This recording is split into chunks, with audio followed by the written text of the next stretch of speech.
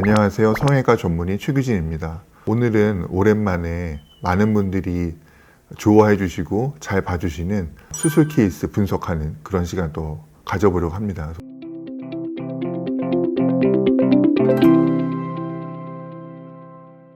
첫 번째 케이스는 수직절개와 O자절개를 병행한 그런 또 독특한 케이스인데요. 보통은 수술 방법 통일하죠. 수직절개로 좌우를 하거나 O자절개로 좌우를 하는데 또 모든 분이 또 그게 또 적용되지 않습니다. 또 한쪽은 정말 수직으로 해도 될 것 같은 너끈한 케이스고 반대쪽은 O자가 필요한 그런 또 복잡한 케이스 갖고 계신 분은 한쪽은 수직을 하고 한쪽은 O자를 하기도 합니다. 특히 비대칭이 심한 분들이 그렇게 되는 경우가 꽤 있는데요. 또 제가 양쪽 수술을 다 자유자재로 하고 있기 때문에 그렇게 또 수술을 시행하고 있습니다. 그래서 오늘은 그런 케이스를 준비해 봤습니다.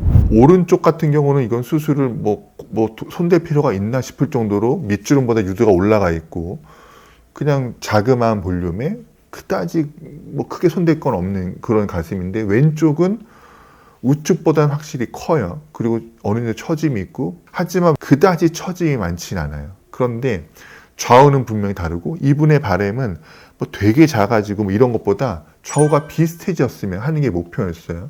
고심을 했죠. 좌우를 다 수직으로 할 거냐, 좌우를 다 O자로 할 거냐. 방법을 통일하기에는 뭔가가 좀 아쉬움이 있어요.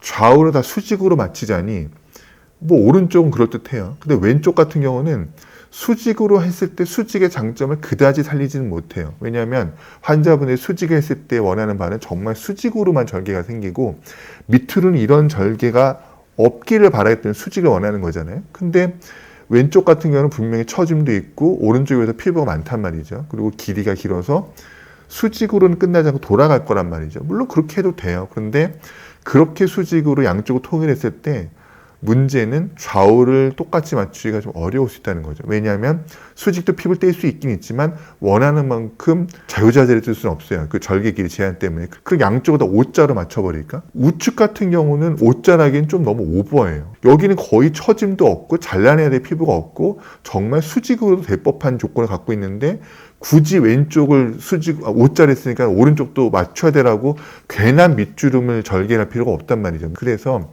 결론은 좌우를 다른 방법을 쓴다였습니다. 왼쪽을 줄일 때 사실은 이미 많이 올라가 있기 때문에 아주 조금만 올라가야 되고 그래서 정말 디자인을 아주 조금만 올라가는 디자인을 했습니다. 그리고 약간은 퍼져 있는 걸 모으는 목적으로 수직 절개를 택했고 왼쪽은 이제 본격적으로 들어가야죠.